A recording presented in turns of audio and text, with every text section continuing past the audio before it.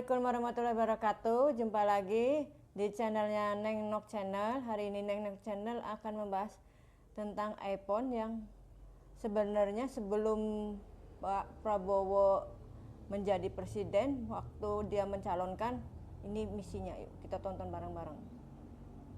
Solutif dan tindakan.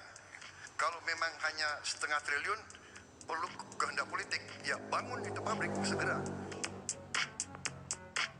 Prabowo Subianto berjanji bakal melarang impor iPhone ke Indonesia. Kalau iPhone masih mau dijual di Indonesia, perusahaan teknologi raksasa itu harus membuat pabriknya di sini.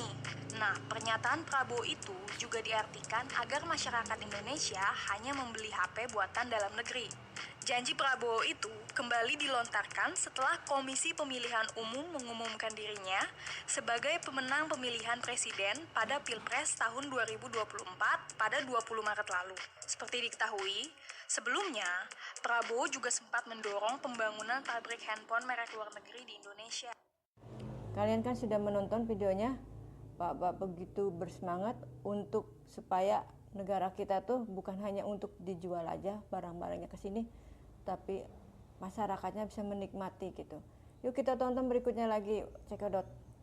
Di media sosial, akibat melawan Indonesia, iPhone 16 dilarang dijual di Indonesia oleh Presiden Prabowo. Dikarenakan pihak iPhone belum memenuhi janjinya untuk investasi di Indonesia. Bahkan pemerintah mengatakan setiap produk yang masuk ke Indonesia harus melibatkan tenaga kerja lokal, agar menciptakan lapangan kerja yang lebih banyak untuk masyarakat Indonesia. Kalian udah tahu kan keinginan Apple tuh kayak gimana? Pengennya 50 tahun bebas pajak, enak aja ya. Yuk, kita ini komen dari salah satu anggota DPR. Komennya sangat indah dan bagus. Cek itu. Terus kemudian Pak Budiari, Bapak adalah salah satu menteri di periode kemarin yang mendampingin Apple untuk bertemu Presiden Prabowo, betul nggak Pak?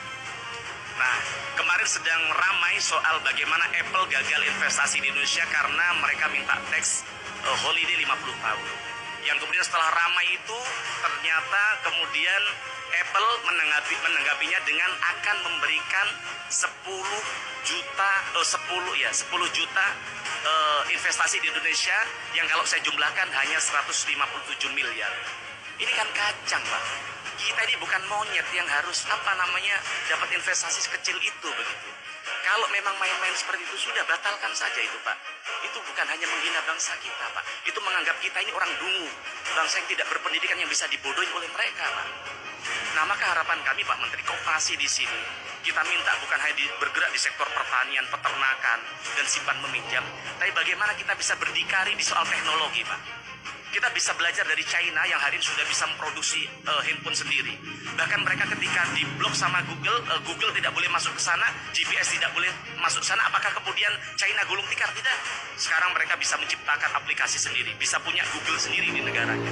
Maka kita juga berangkat dari semangat ini, semangat yang sudah dilecehkan oleh namanya Apple ini, Pak. Kita bisa menciptakan koperasi-koperasi itu bisa bikin namanya handphone lokal, Pak. Apakah tidak bisa? Bisa saja, Pak. Kalau negara kita punya ambil peran memblok bagaimana handphone dari luar negeri tidak boleh lagi masuk ke Indonesia. Karena Presiden Prabowo kita lihat punya semangat untuk bagaimana melokalisasi. Wong kendaraan saja bisa, maung saja bisa, masa handphone aja kita tidak bisa. Kan begitu, Pak. Nah, harapan kami itu bisa dilakukan. Dari komen-komen di bawah, dari semua video ini, menurut kalian komen-komen di bawah yuk. Apa yang terbaik menurut saya? Pemerintah sudah melakukannya yang terbaik, dan saya jujur saya tidak pakai iPhone, saya mah makainya produk Cina, Vivo. Maklum itu mahal loh, Bo. Terima kasih sudah mendukung channel saya. Assalamualaikum warahmatullahi wabarakatuh. Dadah.